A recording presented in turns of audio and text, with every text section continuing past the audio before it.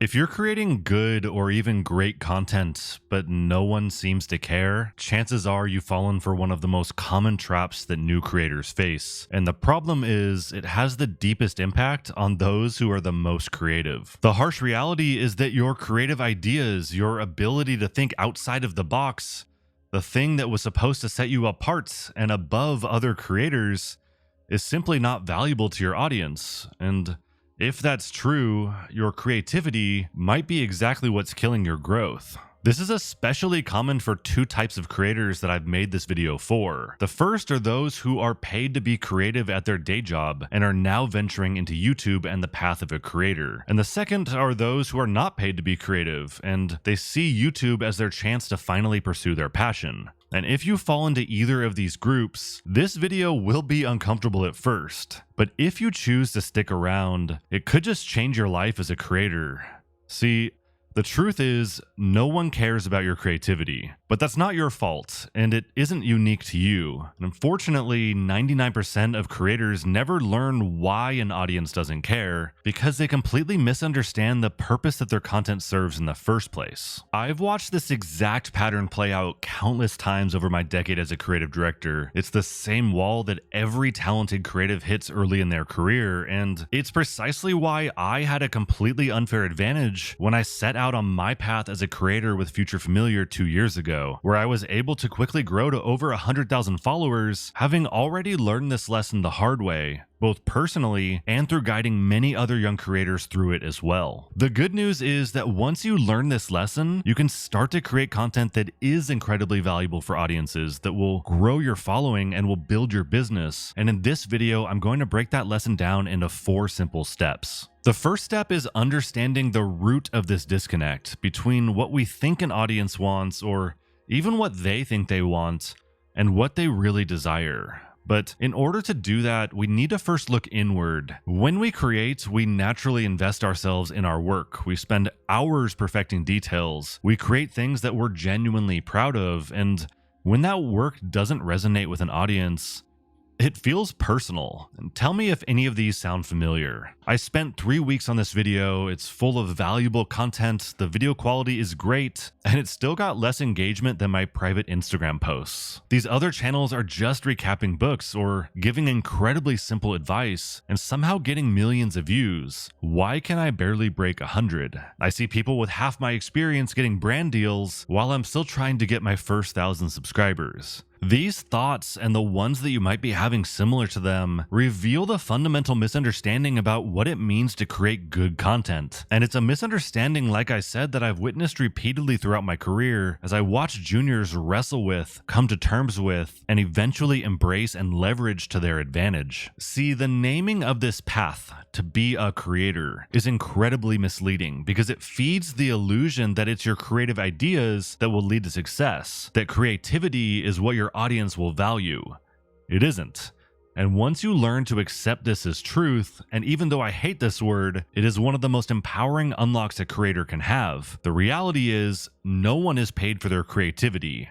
They're rewarded for solving problems creatively. To illustrate this, let's take a look at what many consider the purest form of creative expression, with fine art. When a collector pays millions for a painting, what are they actually buying? Well, aside from assuming they have nothing better to do with their money, we like to think that they're paying for creativity, for an artist's pure artistic expression, because they can afford that luxury. But that's not the complete picture. Even fine art functions as a solution to specific problems. For wealthy collectors, art solves status problems. It signals taste and intelligence and cultural sophistication to their peers. It solves legacy problems. Collections and commissions outlast individuals and cements their name in history, something they care very much about. And it solves psychological problems by validating their accomplishments and proving to themselves that they've made it. And whether they want to admit it or not, they feel it sets them apart from those with lesser means. And this isn't a modern phenomenon either. The Medici family didn't support Renaissance artists purely out of a love for creativity. Their patronage reinforced their power, their prestige, and their political position. Religious institutions commissioned great works to inspire devotion and to communicate theological concepts to the masses. And in other words, even the most celebrated artists throughout history aren't just valued for their creativity, they were valued for what their creativity did for their patrons. And this is no different for us. We purchase art as a reminder of an idea or a perspective, as a reinforcer to behave a certain way, or as a reflection of our identity. But bringing it back from fine art, this same truth applies to everyone who works in a creative role today. However, there's a crucial difference. As opposed to fine artists who often sell their art directly to a client or who create their work as a commission, when you work at a company, there's a buffer between you and market reality. Your creativity appears to be what's valued because the organization handles the connection to actual business outcomes for you. Your manager or lead might praise your creative thinking, your team might appreciate your artistic vision, but in reality, the corporate structure around you creates an illusion that creativity itself is the product. And that illusion, I can tell you from experience, feels very real, especially at the start of a career. This is exactly what leads many modern creators into the false belief that their creativity alone is what they're being rewarded for. The problem is, when we set out to become an independent creator, that buffer disappears. You're directly faced with an audience that only cares about one thing. What value are you providing them? This is where both groups I mentioned earlier struggle. If you came from a creative role, you're used to having your creativity appreciated directly and then indirectly converted into market value by the rest of the organization. And if you're pursuing this path as an escape from a non-creative job, I'm sure you're excited to finally express that creativity, and then it feels like the main focus and ingredient that will bring success. But in both cases, the harsh truth is that your audience doesn't care about your creativity. They care about what your creativity does for them. And now I know this leaves a bad taste in the mouth at first, but once you learn to accept this, it can be one of the most liberating and eye-opening moments of a creative career. You're able to separate your creativity from the worth of a product, and that does wonderful things for the psyche as a creative, which is the topic for another video. But more than that, it brings clarity to the purpose of your creativity. As opposed to being a product, your creativity instead is wielded and leveraged as a tool to bring attention to your actual product and its value. This may seem like a nuance at first, but it's a crucial step towards creating content that people truly care about, and maybe more importantly, is the first step toward treating your content as a business. Which brings us to our second step, determining our market's value. Not our market value, our market's value. Because from the moment your channel becomes monetized, YouTube starts treating your content as a business for you. Now, if you haven't yet reached that milestone, I'll soon be releasing a video dedicated to that exact stretch, going from 0 to 1,000 subscribers and getting monetized specifically, so make sure to subscribe if you don't want to miss that video. But for now, when you do get monetized, YouTube introduces you to a metric known as RPM, or revenue per mil, which is a bit confusingly named, but is how much you earn per 1,000 views. And while this metric may seem simple on the surface, I'd argue it offers an incredibly valuable lesson for new creators. See, when YouTube assigns your content an RPM value, this isn't random or personal. That number is determined by what advertisers are willing to pay to reach an audience that watches content like yours. And while RPM is difficult to predict because it takes into account many other factors such as where your audience is located, you can see broad patterns across categories. For example, while finance or investing or technology related content might have an RPM of $20 to $30 or even higher, categories like sports or gaming or fashion are often significantly lower, maybe even in the $2 to $3 range. Now, as a creator, I would not choose a category to create content for solely based on RPM values, since advertising revenue through YouTube is one of the least reliable income streams when building a creator business, which is something we'll talk about more in a few minutes in the next steps. But that being said, RPM can be a great place to start understanding the broader relationship of content value with how it relates to an industry or category. For instance, if your passion is teaching, but you haven't settled on a specific field to apply it to, understanding this lesson that RPMs teach us can help you make strategic choices. Teaching storytelling for executives or for business or marketing versus teaching storytelling for children's books might fulfill the same creative drive for you, but One commands significantly higher market rates than the other. And while either direction could have tremendous personal value, which is important to keep in mind when it comes to motivation and longevity as a creator, and should not be underestimated, as a business-minded creator, it's crucial to look at these market signals and to be aware of the real-world value implications that come with category and industry that you choose to creatively solve problems for. Step 3 takes us one step deeper, where once you've selected your category, you need to determine your positioning within it by deciding the type and the scale of problems that you'll be solving. And it's this step that most creators get wrong, but in order to explain why that is, I first want to illustrate this concept with a scene from The Office. In the scene, Jim is talking to another salesman who dreams of getting out of paper sales and to instead just sell something wildly expensive like airplanes. One sale and I'm set for the year, he says. Now, the line and contrast to paper sales is clearly meant to play for laughs, but it illustrates a fundamental business choice every creator faces. And I think the best way to understand this larger choice is to look specifically at the RPM of my own channel, which has a very convenient for math RPM of just over $10. And currently, my channel only has a few videos, so the overall RPM is still learning and fluctuating. But broadly, my content reaches industry professionals who are transitioning to be creators, and some videos which lean more business-oriented return higher rates, while those that are more focused on the philosophy side return lower rates. And that content mix and focus is an active choice that I can shape and optimize for going forward. But at the moment, if I create a video that gets 10,000 views, that generates $100 in AdSense revenue. 100,000 views, and that's $1,000. If I were instead creating content in an entertainment category with a potential $2 RPM,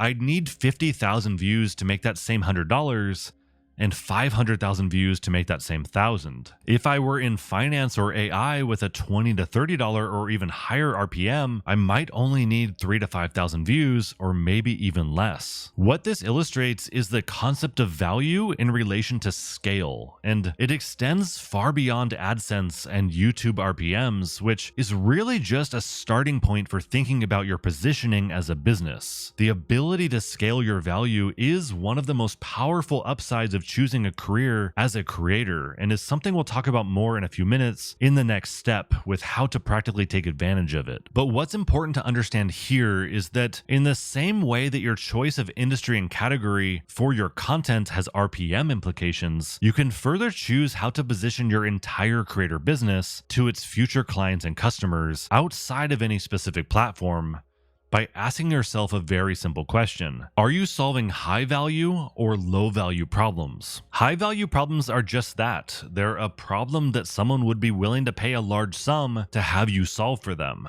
And these problems often require specialized knowledge or experience that very few people have, and they often affect professionals or businesses who can further leverage your solutions into significant opportunities for them. But it can also just be personal problems of great importance for someone to fix or change in their own life. And when you're positioned to solve these problems, each viewer and potential customer or client carries much more individual value. Low value problems, while still important, are much more accessible both to create and to consume. This might be daily entertainment or pop culture news or casual inspiration or entry-level skills. More people can solve these problems, resulting in more solutions being in the marketplace that viewers and customers can choose from, and therefore a lower value is placed on each individual solution. These differences mean that by choosing to solve high or low value problems, you're deciding the type of scale and volume that you need to solve for in order to earn the same income. Neither is better or worse, it's just a different game with different rules. Take the creator education space. You could teach advanced business strategy to established entrepreneurs or businesses, or teach basic video editing skills or graphic design skills to beginners. Both solve real problems, but they operate at completely different scales. The business strategy creator might thrive with a following and client base in the thousands, while the editing basics creator might need 100,000 viewers on each video to build the same level of business. And actively understanding the type of problems you are solving for can be incredibly freeing as a creator. If you're solving high value problems, you can embrace lower view counts as long as the right audience is watching. Your focus shifts from virality, something we all think is necessary for success at first, to instead using your creativity to improve the depth and the quality of your content. If you're solving low value problems, on the other hand, you can accept the opposite, that your content can comfortably remain at the surface level without wasting time going deeper. And in that case, your creativity is put to work making sure you're reaching and resonating with as many beginners as possible with content that's actually accessible to them. But before we move on, let's pause for a second and reflect on the implications of what we've learned up to this step.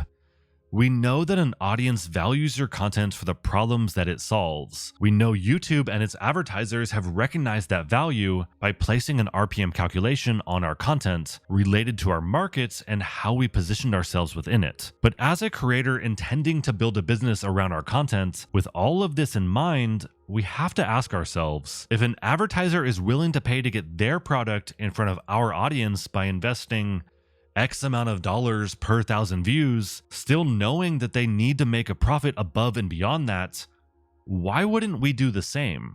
See, what most new creators fail to understand, and that successful ones completely embrace to their advantage, is that their content is not the end product. It's simply a component of a larger business. This brings us to the fourth step and reminds me of one of my favorite quotes that Dan Koe loves to repeat in nearly every one of his videos. If you're not selling your own product, you're selling someone else's. We'll unpack the full implication of that in a second, but the reason I love this idea is that it gets to the heart of what it means to be a creator and how choosing this path differs from working in an organization or for someone else's business. If we return to those two groups that I outlined at the beginning, whether or not you are using your creativity in your job, you were fundamentally solving a problem within the business, a business that has the ultimate goal of selling a product.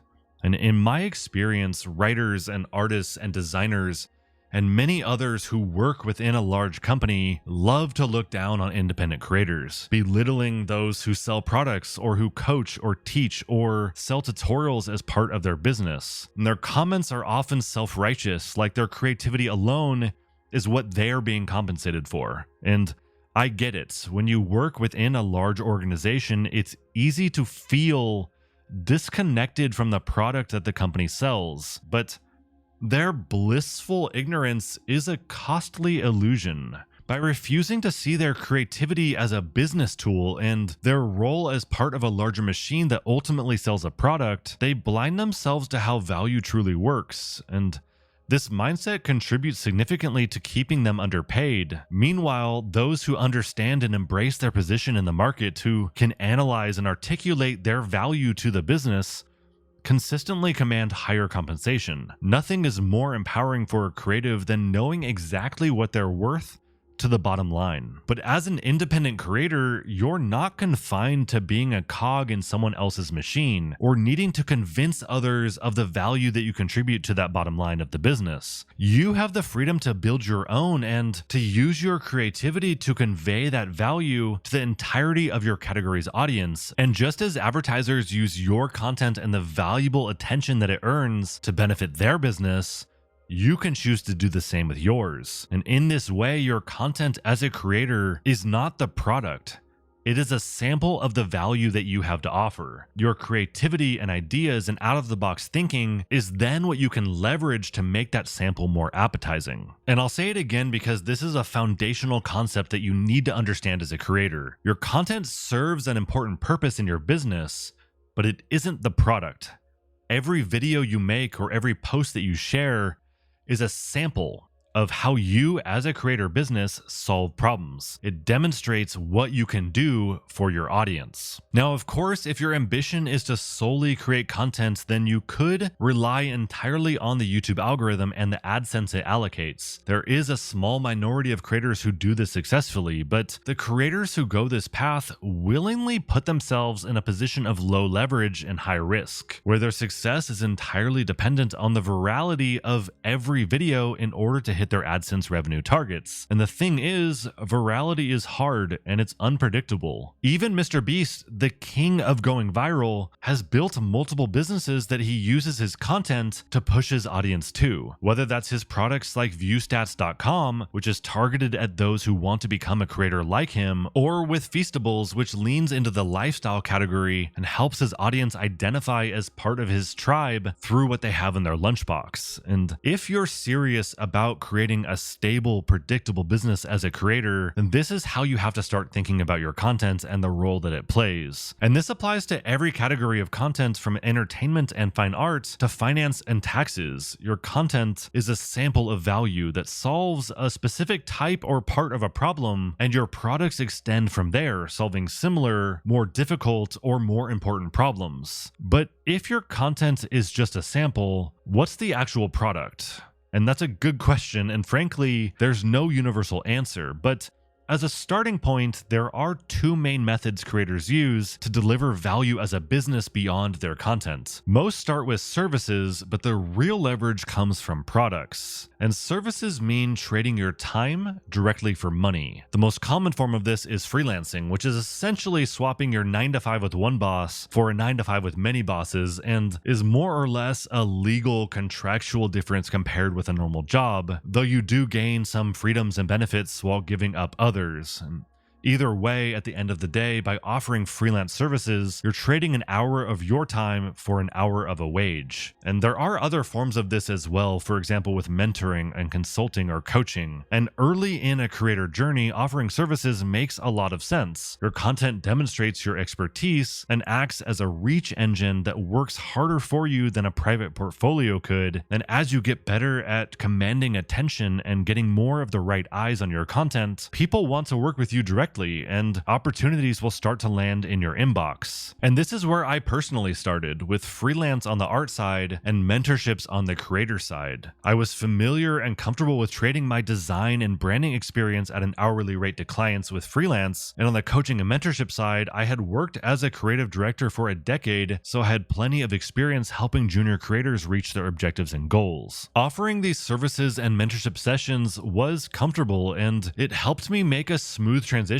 from working solely for a company to also operating my own. But through this early process, I discovered something unexpected. While I did earn an income from those gigs and sessions as I traded my time for a wage, I was also getting much more from them in return. Each conversation and interaction revealed exactly what common issues companies were facing, what problems creators struggled with most, which solutions they valued highly, and what they were willing to pay for them. And this is the hidden value of services in your creator business evolution. It essentially becomes free, or really paid R&D, because it teaches you exactly what your audience needs. And that research puts you in a very good position for the second method of monetization for creators, with offering products. Which brings us back to that idea of scale that I mentioned earlier. See, the truth is, the path to infinite scale is products. Products decouple your income from your time. They let you solve the same problem repeatedly without recreating the solution each time. And no, this doesn't always have to be in the form of education. A freelance designer or creative agency might spend weeks or months or years learning to craft custom typefaces for their client businesses on a freelance basis, and then they could take that knowledge and experience and instead create a font foundry where they sell and license fonts at scale. This is exactly what Jessica Walsh, who is one of the most prolific creative directors in the industry today, did just last year with her agency that launched a font foundry. And Chris Do did the same thing, where he took his agency experience of solving high value problems for large businesses to now instead offering those learnings and solutions in the form of helping new creatives learn that same set of problem solving skills to launch their own agencies. And Dan Koh, who I quoted earlier, is another great example of this, where he built an audience through sharp writing on Twitter. He created valuable content on YouTube, which led to even more valuable courses that taught others how to do the same. And now he's building a Notion app competitor product to help other writers create more efficiently at scale. But in the end, whatever types of product you choose to create,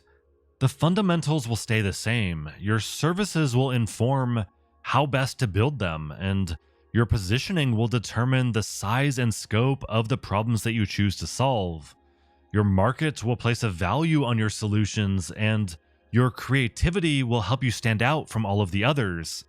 And suddenly, that creativity that no one seemed to care about starts to produce content that's magnetic and transformative, and your audience will grow in return. And if you found this helpful, I'd love to hear from you in the comments. And if you want to find your way back, don't forget to hit like and subscribe.